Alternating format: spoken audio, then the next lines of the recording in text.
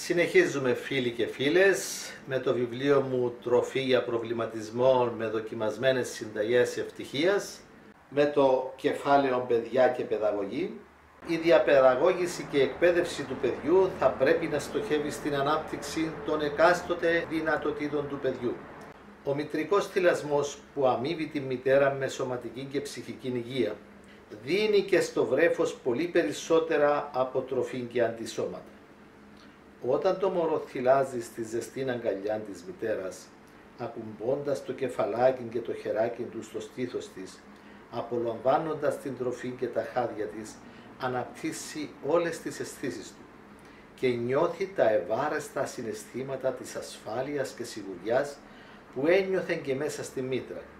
Όσο για την ευτυχία και ηρεμία της μητέρας κατά την ώρα του θυλασμού, είναι κάτι περισσότερο από απαραίτητα, γιατί το παιδί διαισθάνεται την κατάστασή της και επηρεάζεται από αυτήν, όπως διαισθάνεται και επηρεάζεται από κάθε ένταση που συμβαίνει μέσα στο σπίτι. Από ό,τι γνωρίζουμε, τα βρέφη 3 μηνών χαμογελούν, στρέφονται προς τους δυνατούς ήχους και προς το έντονο φως, κινούν χέρια και πόδια.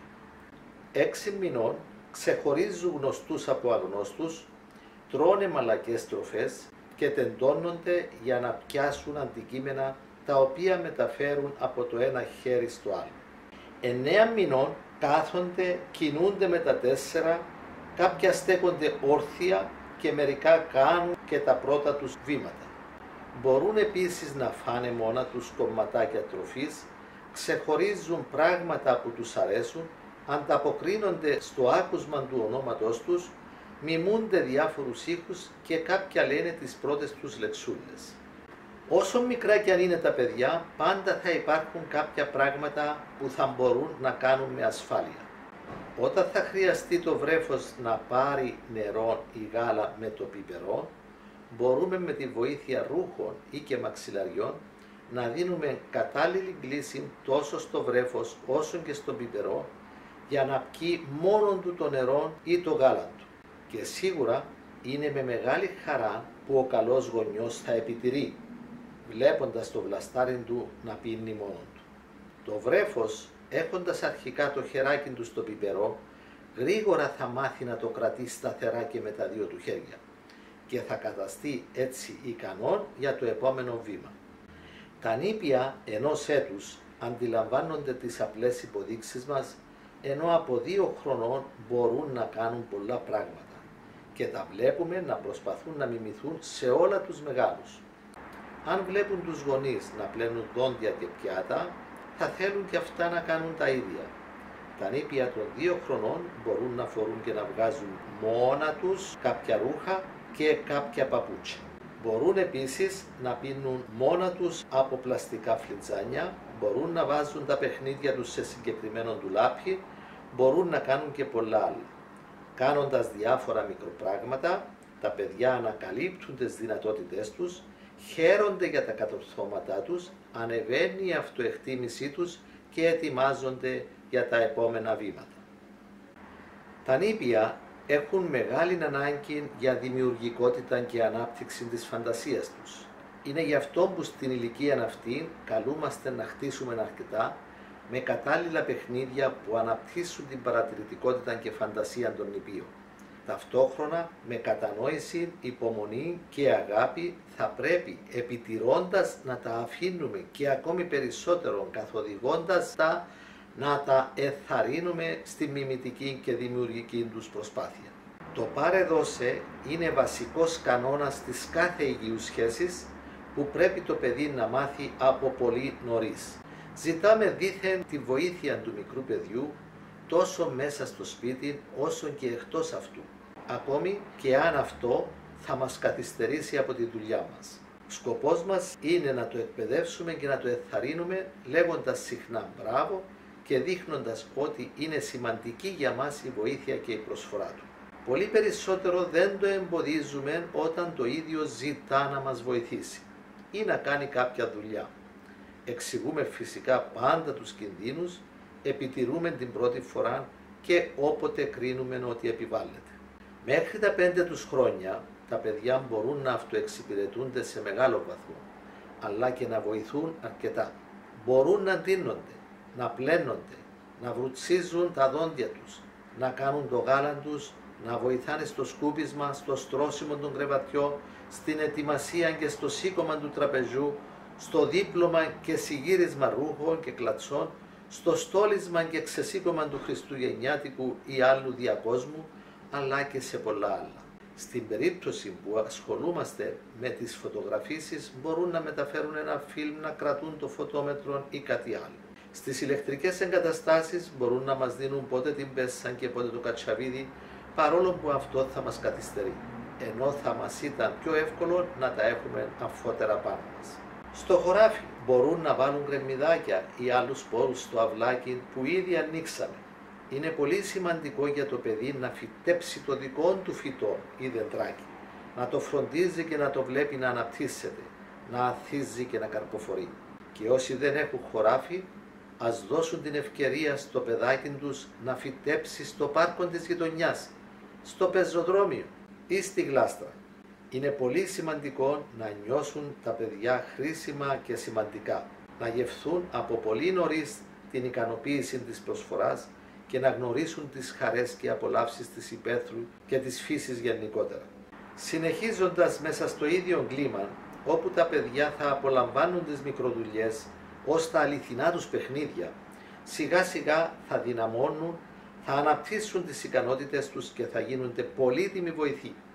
Παρόλο που ο πρώτος μας στόχος είναι να δυναμώσουν και να ωφεληθούν τα ίδια. Με αυτόν τον τρόπο ενισχύουμε και την επικοινωνία με τα παιδιά μας, φτιάχνοντας συγχρόνως εργατικά δυνατά παιδιά και γρήγορα ικανά να επιβιώσουν χωρίς εμάς. Το παιδί που θα γευτεί από πολύ νωρίς τη χαρά και ικανοποίηση της δημιουργίας και της προσφοράς θα εισπράξει τα θετικά τούτων, οπότε όχι μόνο δεν θα αποφεύγει την εργασία και την προσφορά, αλλά θα τα επιδιώκει. Με την είσοδο του παιδιού στο σχολείο θα συνεχίζεται η εργατικότητα του και στα μαθήματα. Η αξία των γνώσεων και ικανοτήτων που ήδη αποκτήθηκαν θα φαίνεται συχνά τόσο στο μάθημα όσο και στις άλλες δραστηριότητες του σχολείου, με αποτέλεσμα το παιδί να εισπράττει το θαυμασμό, την αναγνώριση και την εκτίμηση όλων, ακόμα και αυτών που θα το ζηλεύουν. Θα ενισχύεται έτσι η αυτοεκτίμηση και η αυτοπεποίθησή του και όλα τούτα μαζί θα το βοηθούν στο να γίνει καλύτερος μαθητής και καλύτερος άνθρωπος. Πολλοί θα πούν δεν έχουμε χρόνο για τέτοια πράγματα, γιατί αν ασχοληθούμε έτσι με τα παιδιά τότε δεν θα προλάβουμε τις δουλειές μας. Ξεχνούν όμως ότι η πρώτη και σημαντικότερη δουλειά των γονιών είναι η σωστή εκπαίδευση και διαπαιδαγώγηση των παιδιών τους. Κάτι που δυστυχώς οι περισσότεροι το αντιλαμβάνονται πολύ καθυστερημένα. Αν πετύχουμε σε αυτό, δηλαδή στην αγωγή των παιδιών μας, πετύχαμε στη ζωή μας. Αν αποτύχουμε όμως με τα παιδιά μας, αργά ή γρήγορα θα το καταλάβουμε ότι αποτύχαμε στη ζωή μας. Ρώτησα αρκετούς γονείς αδύνατων μαθητών να μου πούν ποιες δουλειές κάνουν τα παιδιά τους στο σπίτι, στην εκδρομή, στο χωράφι ή στην εργασία τους. Και η συνηθέστερη απάντηση ήταν δυστυχώς καμία. Είναι μεγάλο πρόβλημα η υπερπροστατευτικότητα αρκετών γονιών και κυρίως κάποιων μητέρων οι οποίες ξεφεύγουν πολύ από τα πλαίσια της φυσιολογικής προστασίας. Τα χρόνια περνούν γρήγορα και αν το παιδί μεγαλώνει μόνο σωματικά, βαριές θα είναι οι συνέπειες για όλη την οικογένεια. Ας μην αφήνουμε τον οποιονδήποτε υπαρκτόν ή ανύπαρκτον κίνδυνο να μας τρομοκρατεί και ας μην καταδικάζουμε τα παιδιά μας στην απραξία. Γιατί τότε δεν τα κρατάμε απλοστάσιμα, αλλά τους διαμορφώνουμε και αρνητικό χαρακτήρα, μαθαίνοντας τα στα έτοιμα και στα δικαιώματα άνευ υποχρεώσεων. Εάν οι γονείς σκοτώνονται στις δουλειές για να τα βρίσκει όλα έτοιμα το παιδί, δεν θα έχουμε μόνο ένα τεμπέλι ανώριμο και αδύνατο μαθητή, αλλά θα μειώνεται συνεχώς και η αναμεταξύ τους επικοινωνία. Γιατί σιγά σιγά το παιδί θα συνηθίσει να ζει χωρίς την επικοινωνία με τους γονείς του και θα αρέσκεται να περνά την ημέρα του με άλλους ή με άλλα πράγματα για τα οποία φυσικά θα απαιτεί να πληρώνουν οι γονείς. Στις σωστές οικογένειες γρήγορα δημιουργείται μια σιωπηρή συμφωνία, όπου ο καθένας κάνει περισσότερο τις δουλειές που καταφέρνει καλύτερα.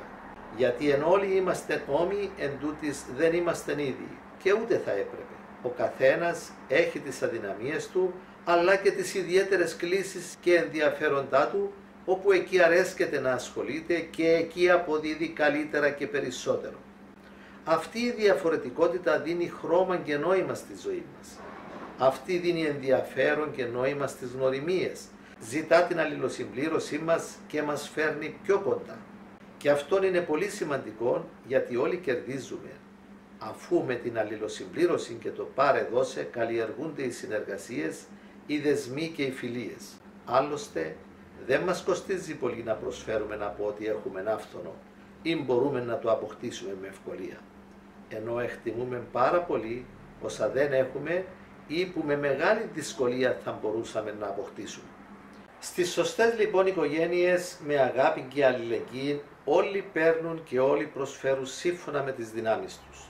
Στο μικρότερο παιδί αναθέτουμε τα ευκολότερα και τα πιο ακίνδυνα, αλλά δεν το αφήνουμε για πολύ σε αυτά.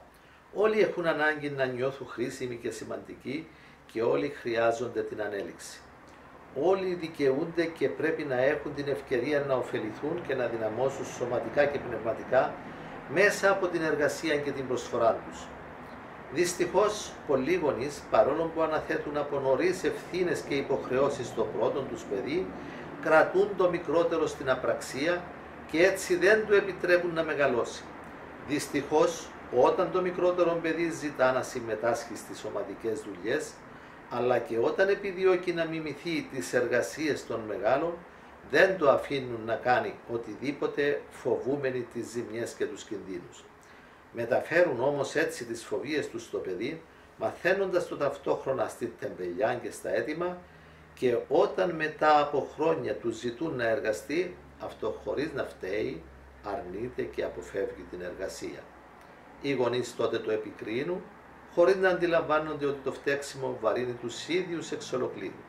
Ιδιαίτερη προσοχή χρειάζεται και στο μοναχοπέδι, ώστε να μην εξελιχθεί σε τεμπέλικο, υπερπρονομιούχων και τυραννικών παιδί, γιατί εκτός των άλλων θα αντιμετωπίσει δυσκολίες και στην προσαρμογή του τόσο στο σχολείο όσο και στην ευρύτερη κοινωνία.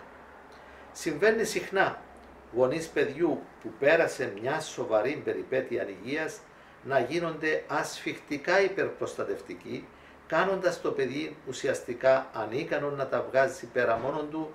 Άλλοι πάλι τα ζημιώνουν εκπληρώνοντας την κάθε λογική αλλά και κάθε παράλογη επιθυμία τους.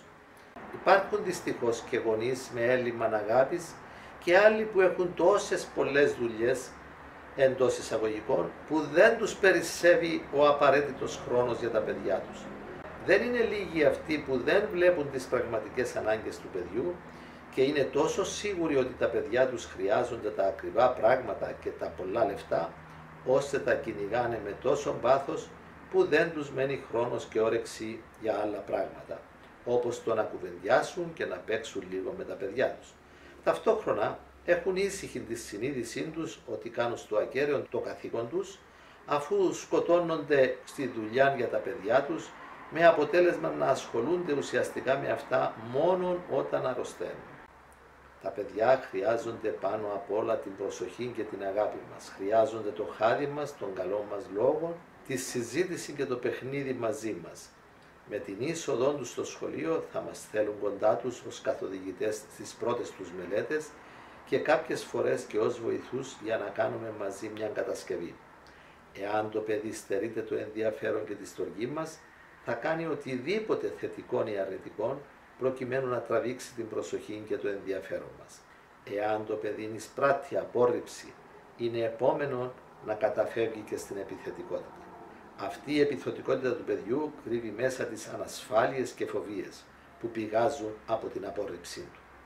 Αρκετοί γονείς όμως συνήθως δεν συγκινούνται και δεν απαντούν στις θετικές ενέργειες του παιδιού, αλλά απαντούν συνήθως αμέσως σε κάθε αρνητική τους ενέργεια. Προσπαθούν συνήθως να επαναφέρουν το άτακτο εντός εισαγωγικών παιδί, πότε με εκβιασμούς, πότε με καλοπιάσματα, ανταμοιβές, πότε με επικρίσεις και πότε με τιμωρίες. Με αποτέλεσμα το παιδί να στρέφεται όλο και περισσότερο προς τις αρνητικές πράξεις και να επιδεινώνεται έτσι η κατάσταση. Αν το παιδί εισπράττει στοργήν μόνο σαν άρρωστον, πιθανότατα δεν θα περιμένει μόνο πότε θα αρρωστήσει στα αλήθεια για να έχει το ενδιαφέρον και να εισπράξει την αγάπη που στερείται, αλλά θα μάθει να προσποιείται το άρρωστο.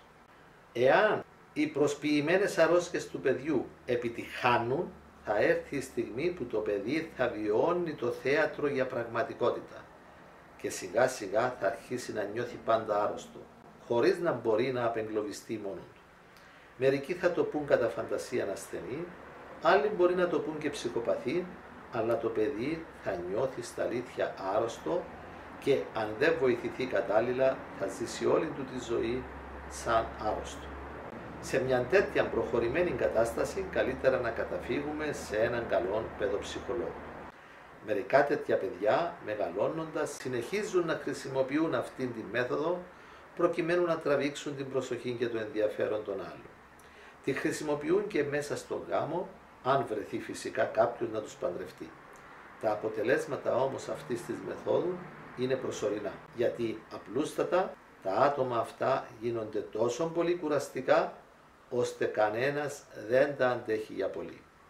Τα παιδιά που κατάφερναν να έχουν την προσοχή και το ενδιαφέρον των γονιών τους μόνο με τις επικίνδυνες ενέργειές τους, μεγαλώνοντας θα συνεχίσουν να επιδιώκουν την προσοχή και αναγνώριση των άλλων, εκθέτοντας συνήθως τον εαυτόν τους σε υπερβολικούς κινδύνους.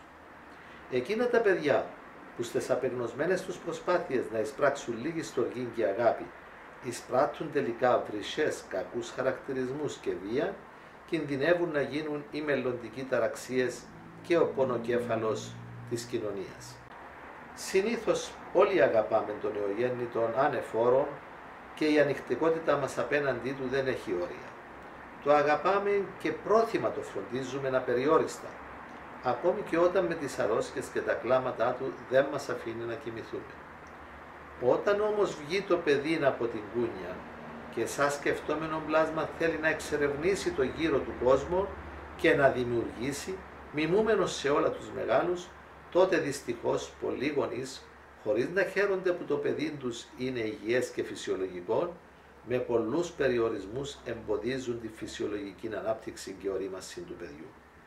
Για να το κρατήσουν μακριά από πολλά πράγματα, συχνά χρησιμοποιούν ψέματα, απειλές, εκβιασμούς και αρνητικούς χαρακτηρισμούς.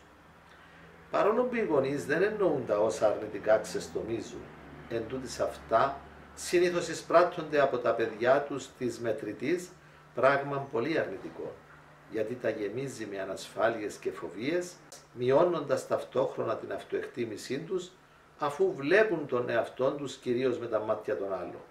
Ο συνηθέστερος εκβιασμός είναι «κάτσε φρόνιμος για να σ' αγαπώ» και οι συνηθέστεροι αρνητικοί χαρακτηρισμοί είναι «άταχτε», «ενοχλητική», «βλάκα», «τούβλο», «κλαψάρα», «άχρηστε», «ανίκανε», «παλαβή», «ηλίθιε», «καθυστερημένη», «μπελάς» και άλλα.